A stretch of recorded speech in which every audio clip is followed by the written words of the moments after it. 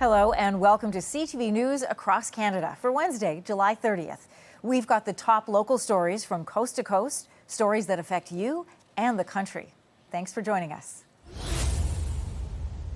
This note, written on a folded piece of paper, police say was found in the pocket of the gunman behind the deadly shooting inside an office building in the heart of New York City.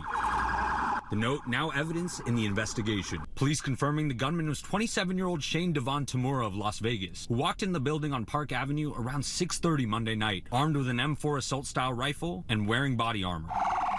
Investigators say he killed 4 people and badly injured a 5th before taking his own life. Video showing a frenzy in the aftermath. Inside, people hiding and barricading doors. The building is home to the National Football League, as well as Blackstone and KPMG. People inside the building were saying that they heard someone, they thought someone fell down the stairs, and then they realized it wasn't just stairs, it was someone shooting a gun. Among the victims, 36-year-old NYPD officer Didraul Islam. He was working off-duty security when he was shot. He was doing the job that we asked him to do. He put himself in harm's way. He made the ultimate sacrifice. Shot in cold blood. Also killed Blackstone executive Wesley LePatner and Alan Etienne, a security officer at the building. A 4th civilian, an employee of Rudin Management, was also killed. The note saying, "I'm sorry and study my brain," also referencing CTE, a chronic brain injury known for affecting football players. CTE can only definitely be diagnosed during an autopsy. While Tamura played football in high school, there is no known connection between him and the NFL. Authorities also searched Tamura's car, where they found a revolver, 2 cell phones, medication, and ammunition. Law enforcement sources saying in June at a gun show in Las Vegas, someone called in a tip saying that the shooter had purchased a large amount of ammunition and an aftermarket trigger. In New York, I'm Ashin Singh, ABC News. Tom, Gary, and James Fraser are 3 brothers from Orillia who lost their home on John Street to a fire on March 18th. They learned about the fire while attending their sister-in-law's funeral. Tom Fraser recalls the moment they heard about the fire. Next thing we know, somebody says, "Our house is on fire." And we say, "No, you gotta be kidding." So they showed us a picture of our house. So we get in the truck and beat it here. The brothers lost everything in the fire and lived in their vehicle on the driveway for months. Recently, the Mennonite Disaster Service loaned them a trailer to live in while volunteers worked to rebuild their home before winter. Completely gutting and rebuilding the interior of the house from fire. Going to be a new roof put on it, and there's going to be some brickwork done in places that needs to be fixed. It's a big job, and the brothers say it's been a difficult time since losing their home, but they're grateful for the community's support. Oh, yeah, you couldn't imagine the help we've been getting, and the feeling I got, like from the people around here and the Mennonites. You know, God. It means a lot to you. Well, yeah. Every day, volunteers show up to help clean up and prepare the home. While some tradespeople are paid, most helpers are donating their time. Part of it's compassion and knowing that the help is needed. Like, without us, these guys really don't have a chance of getting the home back. To help speed up the rebuild and reduce costs, the city has waived some fees and expedited the process for the 3 brothers. Hard to put into words. It's very humbling. Would be a good word to use. Work on the home started about 3 weeks ago. It's expected to be completed sometime in October. The total cost of the renovation, about $150,000, and anyone wishing to volunteer is encouraged to come forward. Rob Cooper, CTV News, Orillia.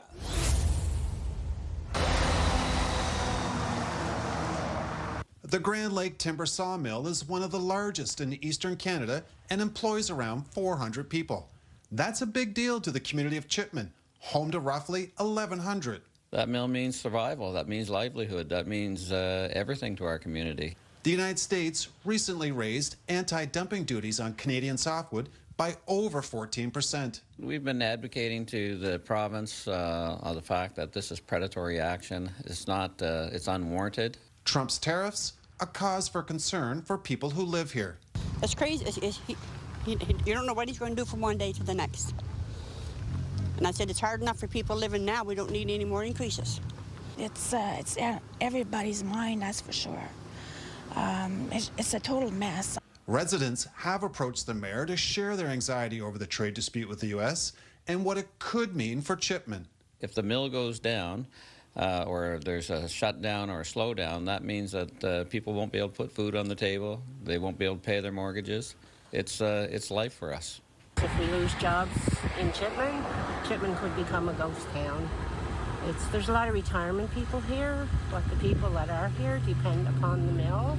The Irving mill here and the Irving people around this area, that's the life of this community. It has been for a lot of years now.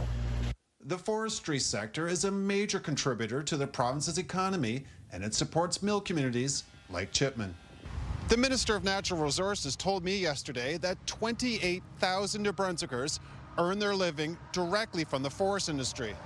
That translates to $3 billion in exports and $2 billion in payroll. Derek Haggett, CTV News, Chipman, New Brunswick. This is your medication. Do you have any questions? Ottawa pharmacist Mohammed Al-Hawane is seeing the direct impact of drug shortages in Canada.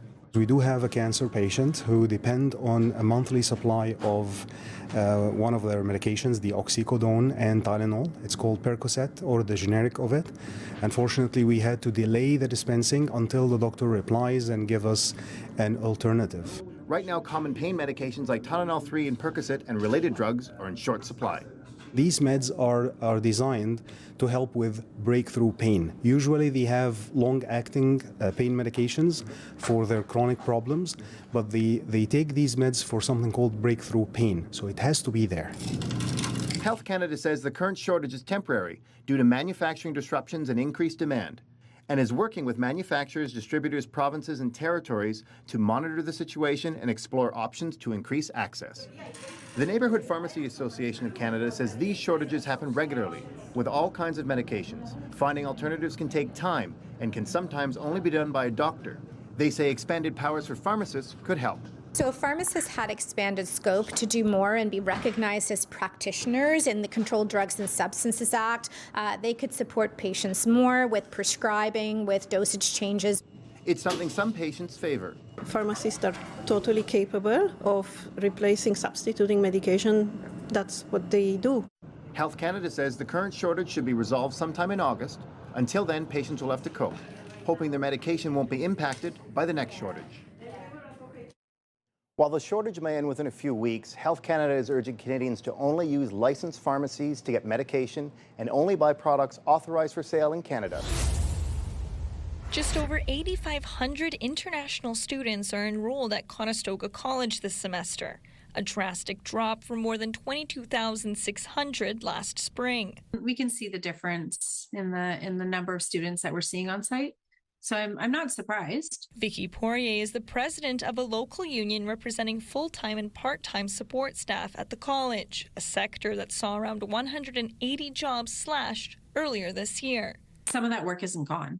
It's there now, and it's unfortunately being absorbed by our members. She says the college is moving backwards by cutting back in areas that need the most support. Our writing consultants, our scheduling area, our student success advisors, those are student services. Those are roles that provide support to students. As for whether the cuts were warranted, we don't know where things are at right now. So we can't even say that the cuts that were made to our job force were supported. But as international enrollment falls, the number of domestic students is on the rise. The college reporting a 28% increase in domestic enrollment this spring, with nearly 3,500 students. Fall confirmations are up by almost 15%, college president John Tibbetts says in a statement to CTV News. We will continue adjusting operations to enrollment and remain optimistic for the future. It'll be interesting to see how the areas and the campuses look in September. I mean, I don't think our students are going to get the services or the quality and the quantity of services that were available before July. The unions say all eyes will be on Conestoga College this week as it's expected to release its annual report and finances by Thursday. That will reveal whether the college is sitting on a surplus and whether the cuts were worth it. We're in the dog days of summer. Hot, humid weather that's hard on both man and beast. Too very hot for him. Not too hot for you, though? So it's really intense. It's hard on the body, right? Toronto and much of the GTA under another heat warning for the 5th time this year. A warning that's been extended until tomorrow evening, with daytime temperatures expected to get close to 31 degrees and feel closer to 38 with the humidity. It's not fun. It's very hard and tough. So I don't suggest to work. While some have no choice but to work outside today, others made the choice to work up a sweat today, even when their friends wouldn't come out and play. She canceled on me. I'm on my own. Are you disappointed? No, it's more practice for me now. It was obviously very hot. We drank lots of water, sunscreen. We endured. You endured, but was it a fun game? We lost, so it was not fun. This year, Toronto has had 23 days with temperatures that have soared to 30 degrees or above. So far, as of today, that's 13 in July alone. Normally for July, we would be expecting only 7 or 8 days above 30 degrees. So it's definitely been a hot one. Weather like this caused people to line up outside public pools before they even open today. What is your favorite way to beat the heat? Go in the water and enjoy myself. I want to jump in the pool and have fun. How much are you enjoying the weather? Not that good. No, too hot? Yeah. Yeah, you looking forward to taking a swim? Yeah. And while many say they'd rather stay indoors on a day like today, others are not complaining. Oh, I'm loving the heat. I love it. I don't like the winter, so I love the heat. I gotta enjoy summer, man. There's not too many limited days not to have fun. Enjoying some fun in the sun while they can. As a Friday deadline looms, 35% U.S. tariffs on Canadian goods if there is no trade agreement in place, the American ambassador to Canada tried to reassure Winnipeg businesses. The framework will change, but we will continue to be strong partners. Pete Hoekstra told a Winnipeg Chamber of Commerce crowd he is hopeful the two countries can reach a trade deal that benefits both sides and that the relationship between the two can continue to be the envy of the world, comparing it to a cloth that is currently being stretched and reshaped. And what we need to do is make sure that we don't do anything that starts to tear apart that fabric or that fiber. President Donald Trump has already placed 50% tariffs on Canadian aluminum and steel. New numbers show inflation jumped slightly in the U.S. last month. Hoekstra was asked what the U.S. position is on the connection between tariffs and inflation. Obviously, this administration, we don't see a direct link between the tariffs and inflation. History has shown when you increase the cost of a good through its manufacturing process, that cost is ultimately going to be borne by the final purchaser of that product or service, and that's the consumer. The ambassador sparked controversy recently when he said there are reasons President Trump believes Canada can be mean and nasty to deal with. Inside the chamber event, the response for Hoekstra was anything but outside, a group protested during the ambassador's visit. We need to be independent of the U.S., and we don't want to go down the same road that the U.S. is going down right now. Hoekstra spoke for about 10 minutes and took questions for another 40. From August 1st to August 3rd, a team of historic human remains detection dogs will be searching 2 sites that belong to St. John's Residential School near Chapleau. Other types of searches of the sites have been done, including using ground-penetrating radar. But Dixon says one site is heavily wooded and is not ideal for that method. At the second site, there is a graveyard for former St. John students. The historic human remains detection dogs, essentially what they're looking for is odor from decomposition. And they've been specially trained to make sure that they're not confusing the odor they're looking for with composition from animals. So they've been also hired in a team of 3 to negate potential bias. According to the National Centre for Truth and Reconciliation website, the Chapleau Residential School north of Chapleau operated from 1907 to 1919, and a new school opened south of the town in 1920. In 1908, an Indian Affairs inspector said that 7 of 31 children at the school had died in a 3-month period, and parents temporarily stopped sending their children to it. The school was damaged by fires in 1944 and 1947. It closed in 1948 and was torn down. Chapleau Cree, Chapleau Ojibwe, and Brunswick House First Nations are partnering on this search to get answers about the children who never came home from the Anglican-run school. Well, it's definitely something that I've heard echoed by the survivors that, since they were no longer students in these types of institutions, they wanted to make sure that the children who did not come home were forgotten. Dixon says the team is also collecting oral history. We are available at any time to essentially interview those survivors and their families if they're, able to sit down and speak with us. Dixon says it could take multiple years to complete the project, and on paper, government funding is available until 2026, and an extension may be required. Dixon says a final findings report will eventually be released, but additional searches may be required before winter. Lydia Chubak, CTV News, Timmins. Leaders from 4 provinces and 11 U.S. states, including Premier Scott Moe, gathered to discuss the future of nuclear energy on Tuesday morning at the Midwestern Annual Legislative Conference. Whether it be us in Saskatchewan or anywhere throughout Canada or the United States, that we're using all of that North American expertise and elements that we have. It really is a way for us to be energy independent for not just decades, but likely the next century. As both countries continue navigating the tariffs imposed by President Donald Trump, the conference sparked a lot of discourse regarding how officials will move forward as they work to grow the North American energy sector. We know we need electricity, whether there's tariffs or not. The world and North America needs a lot more electricity, and so we continue to work on that, and we're getting great cooperation between Canada and the U.S. on nuclear electricity, and so we'll continue. Gitzel says demand for nuclear reactors is increasing across the globe, and North America is expected to be a major producer of this technology. But tariffs have created frustration on both sides of the border.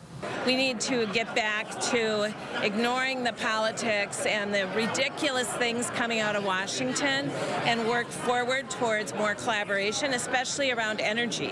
While the future of trade between the two countries is uncertain, Moe says the province will continue moving forward in growing the nuclear sector. We will find our way through this trade tariff discussion. I'm concerned that it's going to get tougher before it gets better, but we need to find our way through it so that we can get back to doing what we do best, and that's trade with products north and south of the 49th parallel. Hallie Mandrick, CTV News, Saskatoon. Over 100 people crowded into a Southeast Edmonton town hall Monday night to hear from police about another round of extortion attempts and threats plaguing the South Asian business community. If I'm not feel safe, then how can I live in the city? People feel unsafe. There should be no tolerance for this kind of behavior, and that it makes the community weaker. It makes the country as a whole less safe. In the crowd, some of the business owners targeted recently. This man, who wants to remain anonymous for his safety, says he's received phone calls and letters demanding hundreds of thousands of dollars. And even they threatened me for kidnapping my kids while they're going to school. Police say since May, there have been 6 new incidents of extortion and arsons. There may be unreported events.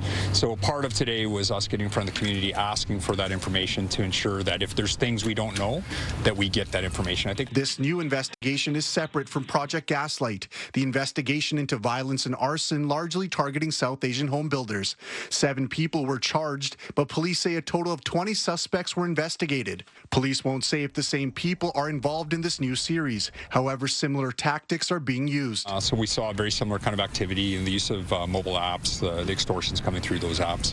Police are also investigating connections to the Lawrence Bishnoi gang. Is that we knew that there was communications occurring between the Bishnoi group and some of the individuals involved in Project Gaslight. Edmonton police hope the town hall will build trust and encourage more people to come forward. Groups, when people become witnesses or victims, they can, feel threatened, and we don't want them to feel that. We want to create that sense of calm and reduce that angst for them. I'm trying to collect more evidence on my behalf to provide them so that they can help me out and even help out other people. So, Nav Sanga, CTV News, Edmonton. Angela McLean and Dennis Amon are enjoying a peaceful moment in their neighborhood. Something the Rosemont residents say they aren't always able to do. Dogs have been running loose in the area, making some fearful of stepping outside. It's been terrifying since the dogs are roaming free. I've been afraid to take my garbage bin out because the dogs could be in the backyard. And we're just scared. We're scared to be outside. We're scared to live our day-to-day lives in the neighborhood because of these loose dogs. Last year, McLean says her son was on his way to a friend's house when he was bit by a stray dog. Eamon says the incidents have gotten worse over the years, and it's possible the worst is yet to come. This is a very, very dangerous situation, and it only takes one little child to get bit severely. I mean, Atticus, that 10-year-old boy or 8-year-old boy that got bit, it's just sad, and it traumatizes him for life. Although many homes on the street have dogs, all of the loose dogs are said to have come from the same home. CTV News spoke with the dog owner in question who did not want to appear on camera. He currently has 6 dogs and is mystified about how they keep escaping. He says he regularly checks and repairs any openings on his property. He now owes hundreds of dollars in fines due to his pets getting loose. When asked for comment, the City of Regina sent a statement saying it has committed to reviewing the animal bylaw and is planning on presenting a report to Council later this year. Adding, administration is working with key stakeholders as well as reaching out to the public with opportunities to solicit feedback to ensure any changes reflect the needs of the community and make Regina a better place to live. Meanwhile, McLean says the fines are not enough. We're looking for something more at this point because the animal bylaw review isn't happening until starting next month, and we're hoping for some changes to come out of that, but that's a long-term solution. We're looking for something in the immediate terms to restore safety to our neighborhood. Concerned residents are now fundraising to take legal action against the dog owner. Mick Favel, CTV News, Regina. Police believe someone knows who these people are and what they were up to late Sunday morning. A man and a woman, both with long brown or dark hair. Both are suspects, police say, in an attempt on an easy target. Just before noon Sunday, an 84-year-old woman was standing alone, her cane in hand, at the corner of Pender and Homer. The VPD says 2 people spotted her, approached, and then accused the senior of stealing from them. One of the suspects took the cane. The other one tried to pry the purse off of her shoulder. This was a strong-arm robbery in which these people used violence and force to try to steal this woman's purse. Her daughter had stepped away for a moment to get something from the car, saw something was happening, and ran over to help Mom. We're concerned, due to the vulnerability of the victim, due to the age of the victim, due to the target nature of this offense, there's a public safety risk. This is the same area, in fact, just a few steps away, where another senior was suddenly pushed to the ground in May. It was an unprovoked attack by a complete stranger. It felt like I was body slammed or shoved backwards onto the pavement. With the exception of the area and that they both involve seniors, the crimes are not related, but both are being taken seriously by police. As for the attempted purse snatching, her daughter and a Good Samaritan managed to fend off the suspects. They got away with nothing. This kind of crime is despicable. We as a police agency need to do everything that we can to find the people responsible, to hold them accountable, and to denounce this kind of behavior. And police say Mom and daughter were sent to hospital as a precaution and are doing fine. Now their focus is finding out who these people are. St. John Alexander, CTV News, Vancouver.